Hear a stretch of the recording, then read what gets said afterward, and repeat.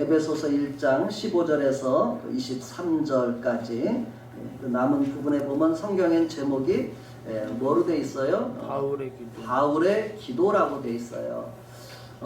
이 에베소 교회는 바울 사도의 수고와 헌신 가운데서 이렇게 시작된 교회예요. 그리고 바울은 그곳에서 2년여 정도 이렇게 해서 하나님의 말씀을 가르치고 또 여러 곳에 다니면서 복음을 전하다가 또 이 에베소 교회를 생각하며 기도하며 그들을 위해서 하나님의 말씀으로 권면하고 있습니다. 그 기도의 내용을 우리가 오늘 같이 보면서 하나님 앞에서 우리에게 어떤 소원을 가지고 우리도 믿음으로 나가야 되는지 그런 부분들을 같이 살펴보고 또 믿음으로 우리가 참여하게 되기를 바랍니다. 그래서 저는 제목을 그 바울의 기도 내용을 쭉 보면서 교회의 소망, 또 성도의 소망과 또 교회의 충만함, 성도의 충만함에 대해서 이 말씀 속에서 많이 이렇게 생각이 머무르게 됐습니다. 그래서 오늘 말씀을 보면서 하나님께서 교회에게 주신, 성도에게 주신 소망이 무엇이고 또 우리에게 주시는 충만함이 무엇인지 그 부분들을 같이 이렇게 좀 생각하면서 깨닫는 은혜가 있기를 바랍니다. 아멘이십니까? 아멘. 네. 자, 그러면은 따라해 봅시다. 교회와 성도의 소망과 충만함. 교회와 성도의 소망과 충만함. 네. 우리들에게 하나님께서 주시는 소망이 있어요. 그렇죠? 내가 갖는 소망도 있지만 하나님께서 교회에게 주신 소망이 있고 성도에게 주신 소망이 있단 말이죠. 그리고 또 교회와 성도들에게 하나님이 채워주실 충만함이 있어요. 그것을 우리가 깨닫고 그 미리 감사하고 또 그런 충만함으로 우리의 삶이 채워지게 되기를 바랍니다. 자, 먼저 15절 16절이 첫 번째 단락으로 서론적으로 보겠습니다. 15절 16절 말씀을 같이 읽겠습니다. 시작. 이로 말미암아 주 예수 안에서 너희 믿음과 모든 성도를 향한 사랑을 나도 듣고 내가 기도할 때에 기억하며 너희로 말미암아 감사하기를 그치지 아니하고. 아멘. 여기에 보면은 15절에서 이로 말미암아 주 예수 안에서 너희 무엇이요? 너희 믿음. 예수 안에서 너희 믿음과 또 모든 성도를 향해서는 또 무엇이 있어요? 사랑을 나도 듣고 이렇게 말합니다. 교회와 성도에게는 가장 기본적으로 우리에게 있는 것이 뭐냐면 예수 안에 있는 우리의 믿음이라고 말하고 있죠. 우리가 예수님 안에 있는 믿음을 다 가지고 계시죠. 또 그 다음에는 뭐가 필요해요? 모든 성도를 향한 사랑이 우리가 있어야 된다는 것을 알 수가 있겠죠. 우리 교회 성도님들에게도 그런 성도들을 향한 서로의 사랑이 마음들이 다 있는 것을 저도 봅니다. 그래서 하나님께서는 우리에게 나 자신만을 생각하지 않고 이제는 서로를 생각하게 하는 그런 마음들을 우리에게 주셔서 성도를 향한 사랑을 우리가 또 가지고 살고 계시는 줄로 믿습니다. 그래서 바울은 이렇게 우리에게 믿음을 주시고 사랑을 주신 하나님 앞에 감사하기를 그치지 않는다 이렇게 말하고 있습니다. 우리 성도님들도 아마 기도하실 때 나 자신과 자녀를 위한 기도도 하지만은 우리 성도들을 향해서 서로 이렇게 기도를 하고 계시는 줄로 믿습니다. 그래서 우리에게 교회와 성도들의 믿음과 사랑에 대하여 감사와 기도를 멈추지 아니했던 바울처럼 우리들도 서로 이렇게 사랑하고 또 기도하는 그런 우리 공동체가 되기를 바랍니다. 두 번째 단락으로 넘어갑니다. 17절 말씀을 한 절을 같이 읽겠습니다. 이제 여기서부터가 바울의 기도의 이제 구체적인 내용이에요. 무엇을 기도하는지를 이야기하는데요. 첫 번째 기도 제목이 17절 같이 읽겠습니다. 우리 주 예수 그리스도의 하나님 영광의 아버지께서 지혜와 계시의 영을 너희에게 주사 하나님을 알게 하시고. 아멘. 교회와 성도는 첫 번째로 누구를 더 알아가야 돼요? 하나님. 하나님을 우리가 더 알아가야 된다고 이야기하는 것입니다. 나는 하나님을 다 알았어 이렇게 말할 수 있는 사람은 아무도 없을 것 같아요. 왜냐하면 하나님은 너무너무 크신 분이기 때문에 우리가 경험하고 알아가도 하나님을 온전히 알 수는 없을 거예요. 바울 사도도 그렇게 고백하거든요. 우리가 하나님 안에서 하나님을 알아가지만은 하나님을 우리가 그의 나라에 가서 만나기까지 얼굴 보기 전까지는 하나님 우리가 다 알 수 없는 그렇게 크신 하나님이십니다. 그래서 우리가 그 하나님을 점점 더 알아가는 사람이 되라고 말씀하고 있죠. 우리가 하나님을 어떻게 알아갈 수 있는가? 여기 기도해 보면 우리 주 예수 그리스도의 하나님 영광의 아버지께서 우리에게 무엇을 주시라고 기도해요? 지혜와 계시의 영을 너희에게 주사.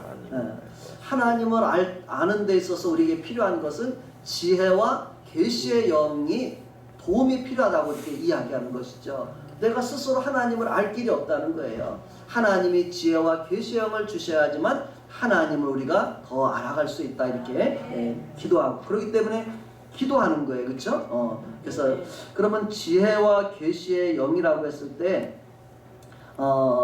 우리에게 그 아래 소개한 두 참조 구절을 한번 우리가 읽어보면서 그 이야기를 조금 더 풀어가도록 해보겠습니다.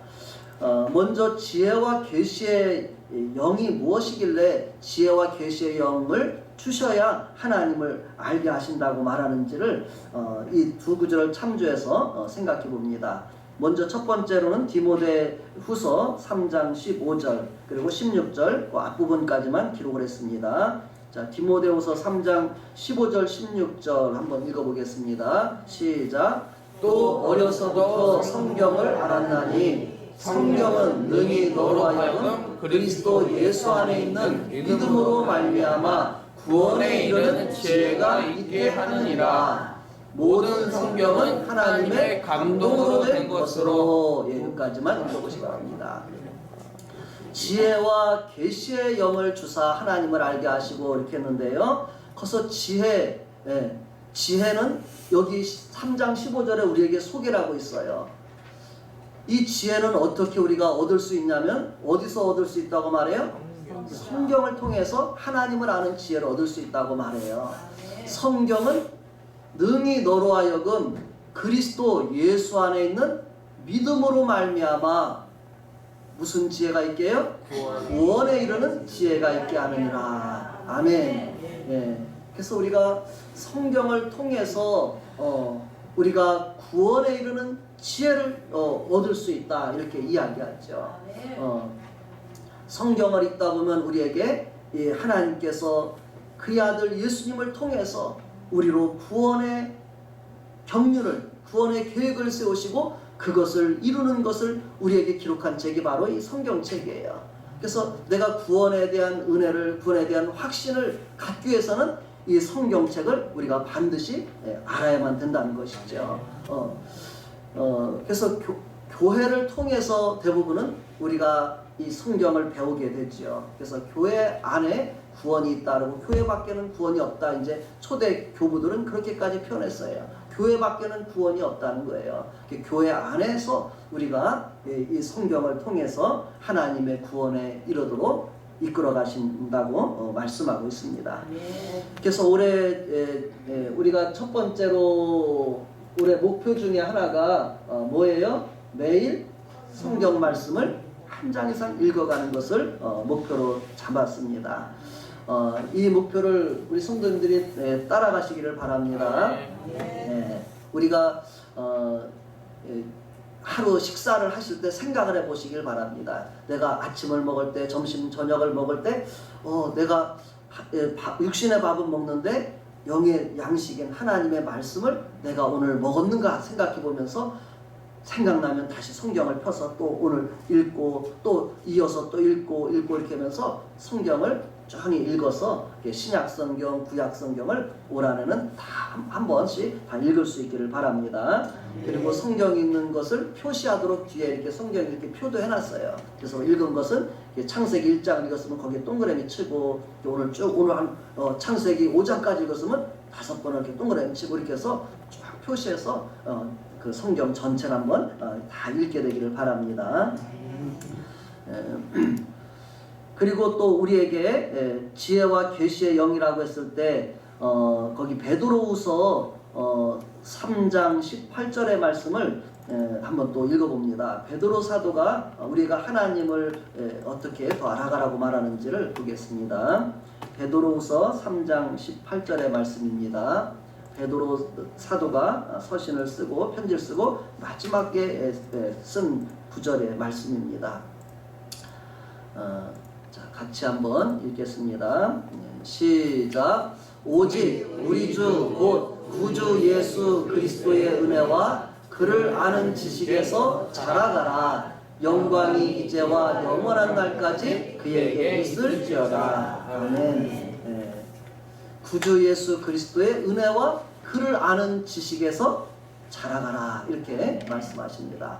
올 한해 다 성장하고자 하는 소원이 있으시죠? 네. 그러면 그 소원을 우리가 구체적으로 실천할 때 우리에게 그 소원이 넘치도록 이루어질 줄로 믿습니다. 속으로 팔 때는 우리가 이런 부분을 서로 잘 점검해 주시고 또 격려해서 함께 우리가 자라갈 수 있게 되기를 바랍니다. 두 번째 기도 제목입니다. 18절의 말씀을 같이 읽겠습니다. 두 번째 기도 제목 시작. 너희 마음의 눈을 밝히사 그의 부르심의 소망이 무엇이며 성도 안에서 그 기업의 영광의 풍성함이 무엇이며. 아멘.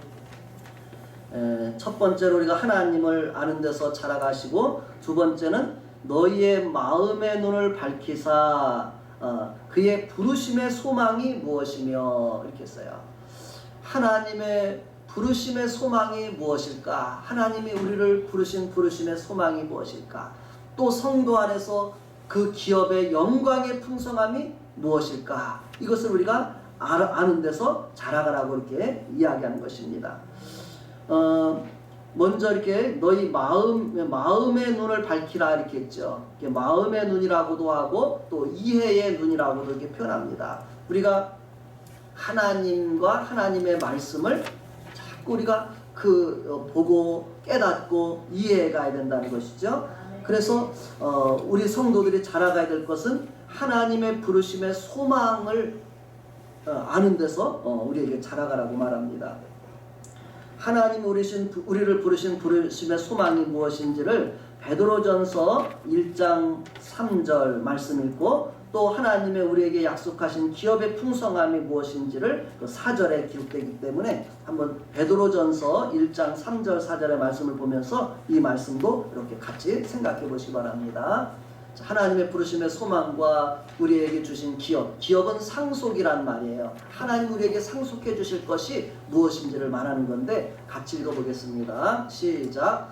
우리 주 예수 그리스도의 아버지 하나님을 찬송하리로다. 그의 많으신 긍휼대로 예수 그리스도를 죽은 자 가운데서 부활하게 하심으로 말미암아 우리를 거듭나게 하사 산 소망이 있게 하시며 썩지 않고 더럽지 않고 쇠하지 아니하는 유업을 있게 하시나니 곧 너희를 위하여 하늘에 간직하신 것이라. 아멘. 3절을 다시 한번 읽어주시고요.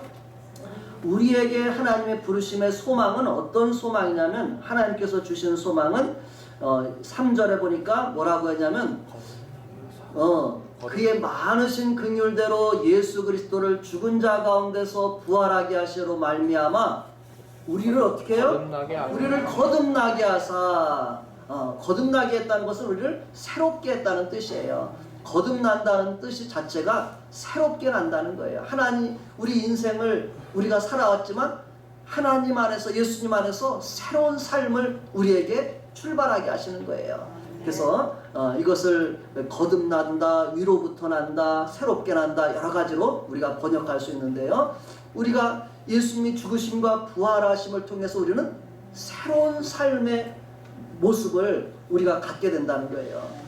예수님의 제자들의 모습을 보면 가장 잘 이해할 수 있어요. 제자들이 예수님이 십자가에 죽으시고 부활하시기 이전까지는 예수님을 믿고 따랐지만 자기 나름대로의 꿈을 가지고 따랐고 또 소망을 갖지만은 위를 바라본 소망이 아니라 이 땅에서의 어떤 잘되고 어떤 그런 것만을 생각했을 것 같아요. 그런데 이제 예수님께서 죽으시고 부활하신 다음에 그들의 생각은 달라지기 시작했어요. 죽음에서 다시 살아나?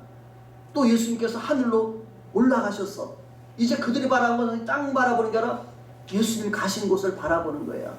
그들의 소망은 이제 더 이상 이 땅에 머문 것이 아니라 땅을 넘어서 저 하늘까지 바라보는 그런 눈을 갖게 되는 것이죠.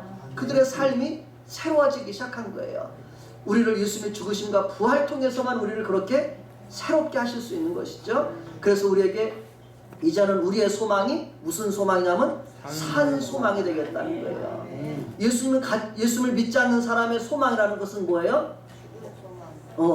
이 땅에서 어떻게 하면 더 많이 가질 수 있고 더 편안하게 살 수 있고 어떤 그런 육체적인 그런 이 세상적인 것만 복을 우리가 추구합니다. 그러나 그 소망은 뭐냐면 이 산 소망이 되지 못한다는 거예요.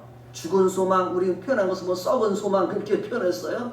그것들은 다 이 세상 것은 다 쇠하고 없어질 소망들에 불과하다는 거예요.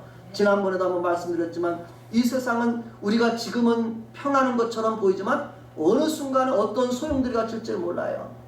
예수님의 마지막 심판이 다가올수록 재앙이 점점 더 지속될 것이고 마지막으로 이 세상은 하나님께서 불로 다 태워질 세상이라고 말합니다. 요셉이가 가장 요즘에 좋아하는 책이 하나가 천루역전일 거예요. 그걸 10번도 더 읽었다고 하더라고요. 저도 대학교 때 처음 그걸 읽고서 너무너무 마음에 딱 새겨지더라고요. 한 사람이 전도자를 통해서 복음을 듣고 이 세상이 불로 멸망당할 세상이라고 알고 나서 이제는 우리가 좁은 문 좁은 길 향해서 저 천성을 향해서 가야 된다고 이야기를 듣고 나서 한 사람이 그 좁은 길을 향해서 천성을 향해서 가는 이야기를 우리에게 소개해 주는 거예요. 성도의 삶을 표현하는 것이죠. 그래서 우리에게 바로 이처럼 우리는 예수님을 이 세상이 어떻게 된 걸 안다라면 이제는 영원히 우리에게 살 길, 우리에게 살 수 있는 하나님의 나라, 우리를 위해 예비하신 그곳의 소망을 가지고 우리는 살아가는 사람들이 된다는 것입니다. 그래서 우리의 소망은 이 땅에 없어질 썩을 것에 있는 것이 아니라 영원히 멸하지 않는 쇠하지 않는 그곳에 우리의 소망을 가지고 우리는 살아가는 것입니다. 그리고 그 우리에게 주신 기업, 우리에게 주신 상속은 어떤 상속이냐면 4절을 이제 띄워놨죠. 4절 한번 읽어보세요. 하나님 우리에게 주실 유업, 우리에게 주신 기업이 뭐냐면은 이 4절에 있는 거예요. 같이 읽겠습니다. 시작. 썩지 않고 더럽지 않고 쇠하지 않는 유업을 있게 하시나니 곧 너희를 위하여 하늘에 간직하신 것이라. 아멘. 네. 따라합시다. 나에게 이런 유업을 하나님께서 하늘에 준비하고 계십니다. 네. 믿으십니까? 아멘. 이걸 믿는 사람이 믿음이 있다고 말하는 거예요. 나의 영원한 기업과 소망은 이 하나님의 나라라고 믿고 사는 사람이 참된 크리스찬이에요. 미국에서 당신은 교회 다니십니까? 예스 이렇게 한다는 거예요. 당신은 크리스찬입니까? 이거 예스.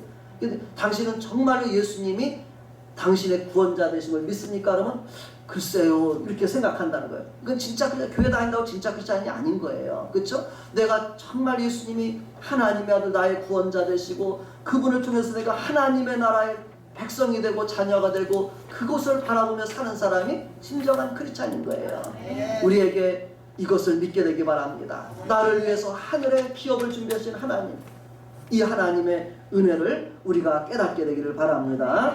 그래서 우리는 어떤 성도들은 어떠해야 되냐면 우리의 마음의 눈이 점점 더 밝아져서 하나님의 부르심의 소망이 무엇이고 또 우리 안에 그 주실 기업의 상속의 영광의 풍성함이 무엇임을 우리가 늘 마음에 품고 나가는 그런 삶이 되어야 된다고 말씀하는 것입니다. 올 한해도 우리에게는 소망과 우리에게 주신 그 기업의 풍성함이 무엇인지를 더 알아가는 귀한 은혜가 있기를 바랍니다. 세 번째 기도 제목으로 가봅시다. 19절의 기도 제목입니다. 자, 19절 말씀 읽겠습니다. 시작. 그의 힘의 위력으로 역사하심을 따라 믿는 우리에게 베푸신 능력의 지극히 크심이 어떠한 것을 너희로 알게 하시기를 구한다. 아멘. 세 번째 기도 제목은 하나님이 얼마나 크신 분인가, 하나님은 얼마나 능력이 많으신 분인가, 그런 하나님의 능력의 크심이 어떠한 것을 우리로 알기를 바란다고 말하고 있습니다. 우리가 하나님을 알 때 하나님은 우리에게 조금 뭘 해주시는 분이야, 이렇게 생각하는 사람은 하나님을 그렇게 작은 분으로 아는 거예요. 그러나 하나님은 우리에게 얼마나 우리에게 좋은 것을 넘치도록 주길 원하시는지, 그 하나님을 알면 할수록 우리는 하나님의 크심을 알고 그 하나님 아버지 앞에 우리의 믿음이 부유해지게 되는 것입니다. 처음에 믿음의 길을 출발했던 믿음의 조상 아브라함, 그를 함께 따랐던 조카 롯이 있어요. 하나님의 약속을 다 들었죠. 알게 됐어요.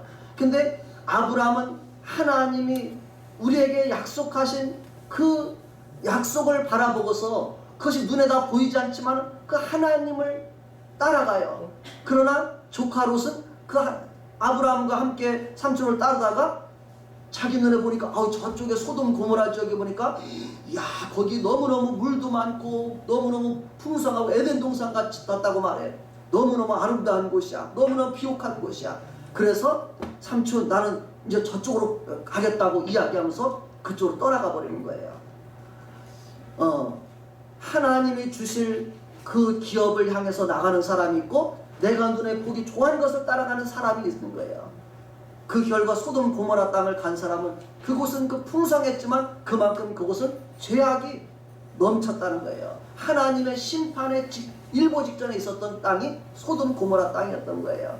결국은 그곳에 갔던 롯은 그곳에서 아브라함의 그 기도 가운데 마지막 그 소돔 고모라 성이 하늘에서 유황불을 내려서 심판한 땅이 바로 소돔 고모라 땅인데, 그곳에서 부끄러운 구원을, 겨우 건짐을 받는 구원을 받게 되는 그런 이야기가 있습니다. 오늘도 우리가 이 세상에서 내가 좋아하는 것을 따라간다면 우리는 믿는다고 하지만 하나님 앞에 심판에서 겨우 불구덩이에서 건짐받는 어떤 그런 구원을 받을 사람도 있을 것이고, 하나님의 약속만을 온전히 따른다면 우리에게는 하나님의 주시는 은혜와 풍성함 가운데 살다가 하나님의 나라에 우리가 넉넉하게 들어가는 은혜를 받게 될 것입니다. 우리의 삶을 아브라함과 그 롯을 보면서도 우리의 믿음의 길을 내가 어떤 길을 알아갈 것인가 우리가 생각해 보시기를 바랍니다. 그러면서 우리는 하나님을 더 알아갈 필요가 있어요. 하나님의 우리에게 주신 소망이 얼마나 큰지, 그 기업이 얼마나 우리에게 좋은 것인지, 또 하나님의 능력은 얼마나 위대한 것인지를 우리가 알아갈수록 우리의 믿음과 우리의 삶은 점점 더 변화되고 하나님 안에서 우리에게 더 부유케 되는 그런 은혜가 있을 줄로 믿습니다.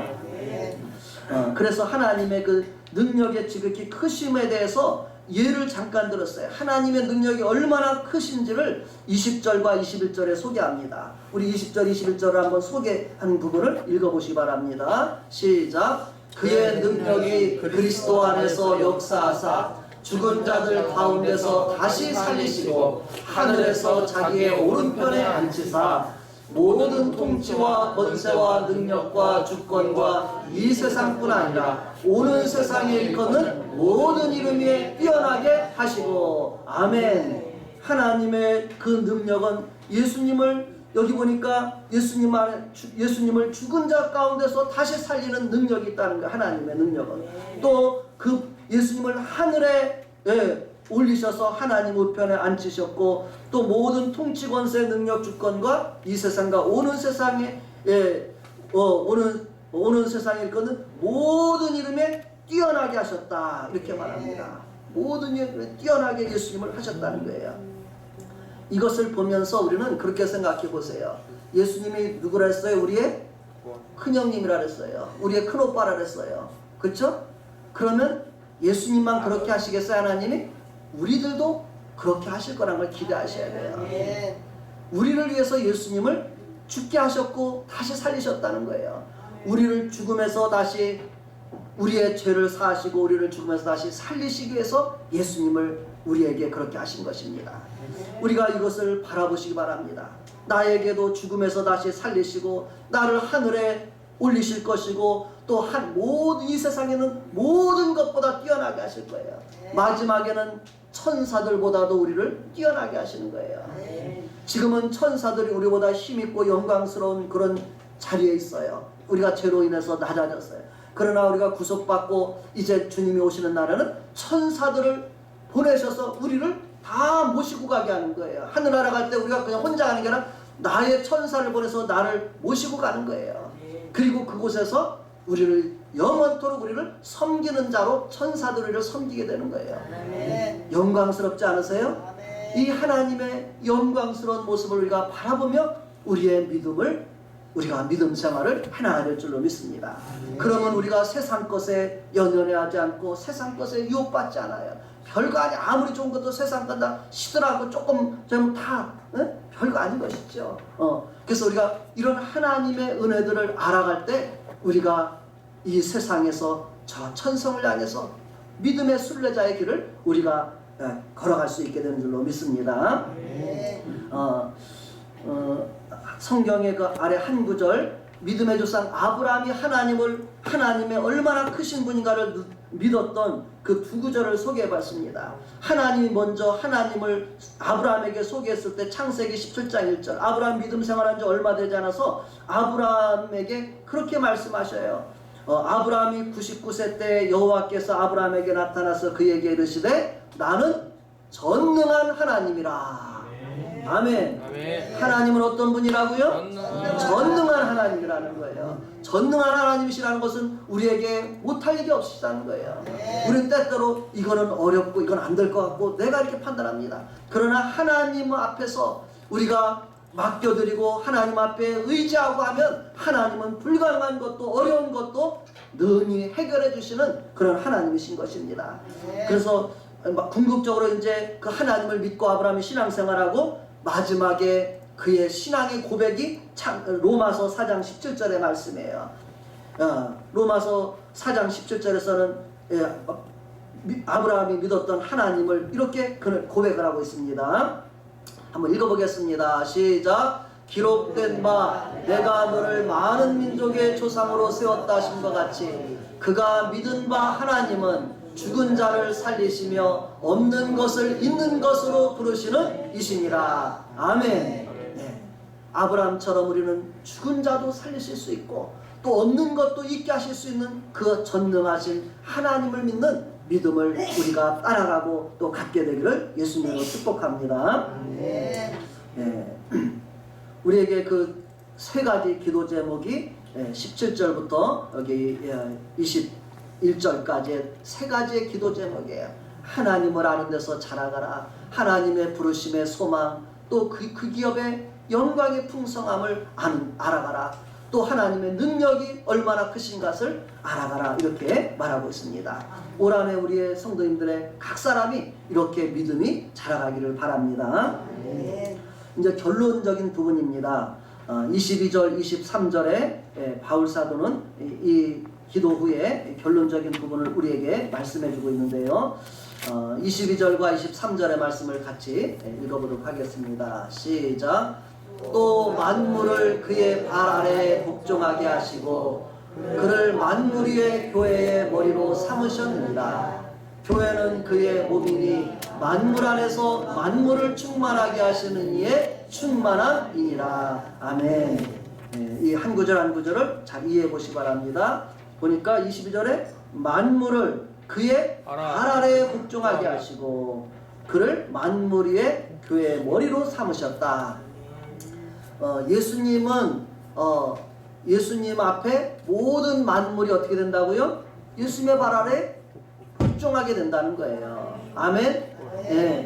지금 지난번에 히브리서 2장 말씀을 우리가 송 목사님하고 봤을 때 2장 8절은 뭐냐면 만물이 예수님의 발 아래 복종한 것인데 아직은 우리가 그 복종하게 된 것을 지금 보지 못하고 있다는 거예요. 그러나 어떻게 돼요? 만물이 다 그 발 아래 복종하게 될 날이 온다는 거예요. 한번 이거 다시 한번 읽어보세요. 우리는 이런 것을 기대하는 것이 믿음이에요. 믿음은 기대와 소망이 있는 것이 믿음인 거예요. 예수님 믿으면 기대가 있어.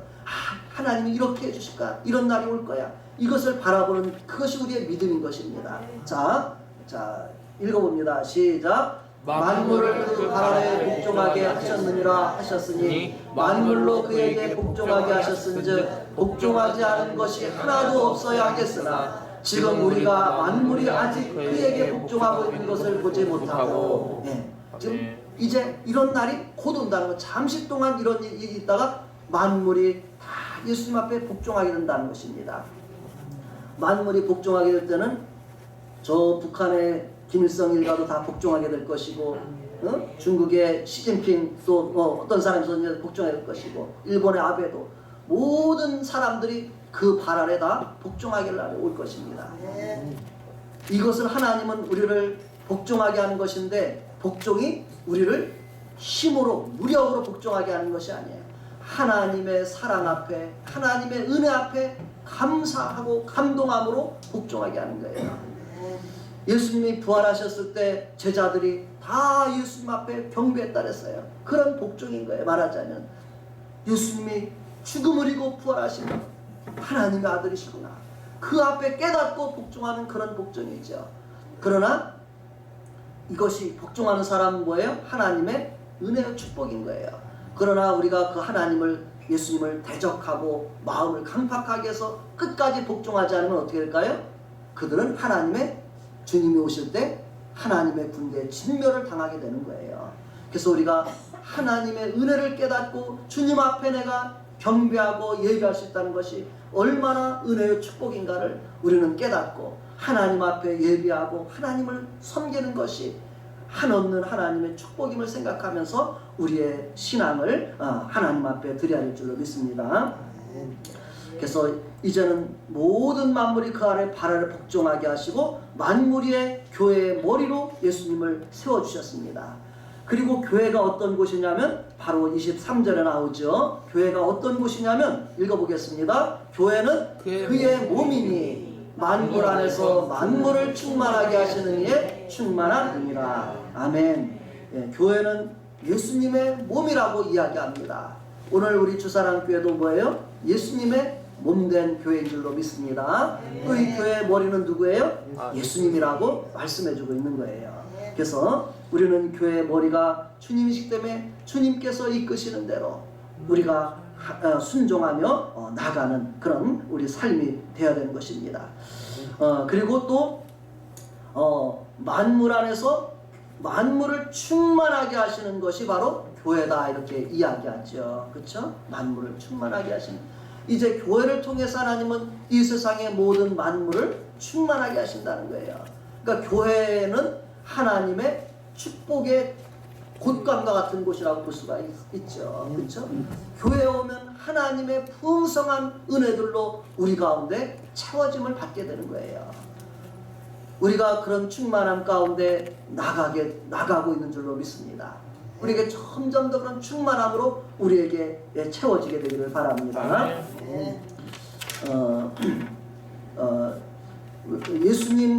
예수님의 몸된 교회, 예수님 자체가 우리를 그렇게 채워주실 수 있는 분이라고 말씀하고 있는 거예요.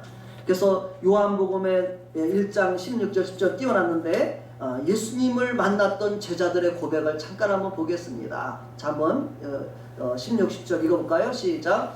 우리가 다 그의 충만한 데서 받으니 은혜 위에 은혜로라. 율법은 모세로 말미암아 주어진 것이요 은혜와 진리는 예수 그리스도로 말미암아 온 것이라. 아멘. 예수님을 만났던 제자들이 우리가 그의 충만한 데서 받으니 은혜 위에 은혜라 이렇게 이야기합니다. 우리가 예수님을 가까이서 만나보니까 예수님은 은혜가 충만하신 분이구나. 그걸 제자들이 보게 됐다는 것입니다. 오늘도 우리가 예수님을 알아가면 알아갈수록 내 믿음이 자라가면 자라갈수록 예수님의 그 충만함으로 우리는 채워지고 넘치게 될 줄로 믿습니다. 우리가 구약에서 다윗의 그 고백도 우리가 생각해 보시기 바랍니다.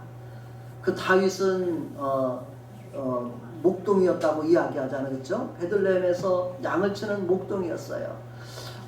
그 당시에 목동은 가장 천민 계급에 속했던 사람이에요.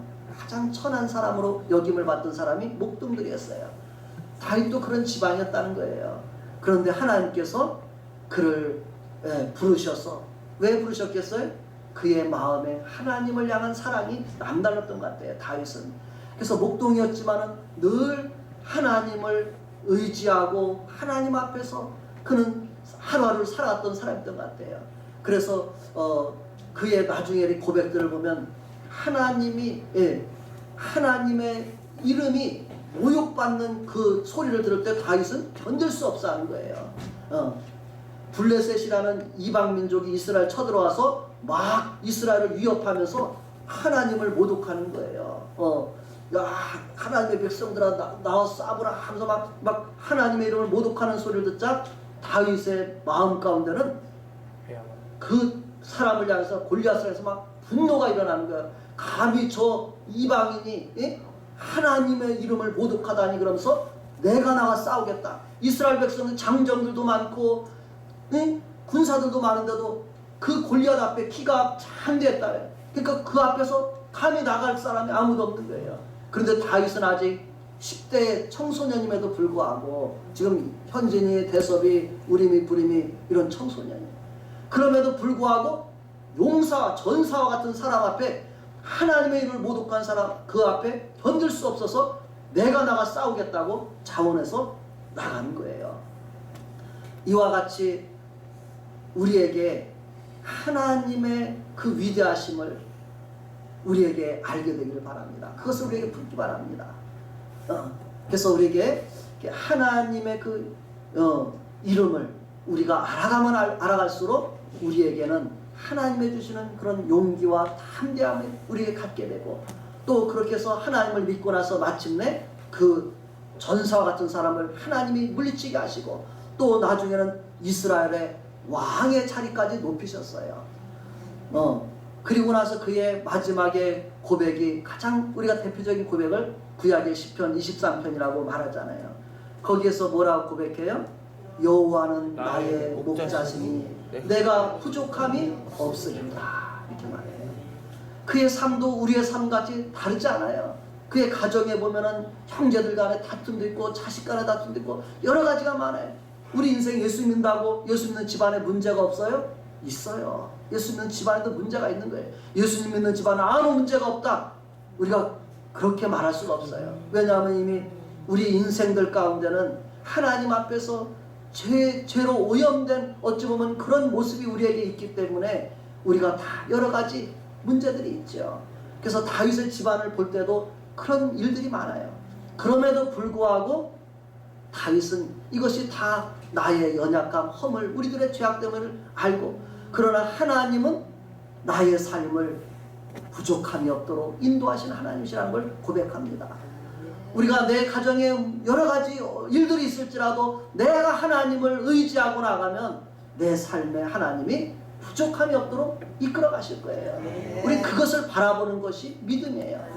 내가 예수 믿는데도 왜 이렇게 어렵고 힘든가, 그것에 머무는 것이 아니라 하나님 의지하고 나면 그런 것 다 넘어서서 하나님이 나를, 내 삶을 이끌어 가신다는 것을 바라보고 나갈 때, 그의 마지막에 내 삶을 뒤돌아보면 하나님이 내게 부족함이 없게 하셨구나, 그것을 우리는 고백할 수 있게 될 줄로 믿습니다. 우린 그런 소망을 가지고 또 우리의 신앙생활을 하는 거예요.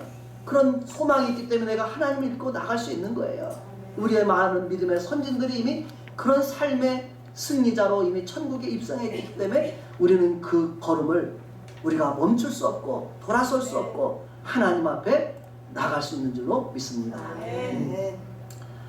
우리에게 그런 믿음과 소망을 가지고 하나님 안에서 자라가고, 또 결국은 이 교회를 통해서 만물을 충만하게 하실 하나님, 그 하나님의 나를 바라보면서 우리가 교회를 통해서 그 뜻을 이루어가는 또 이루어드리는 우리의 교회의 몸된 지체들이 다 되실 수 있기를 바랍니다.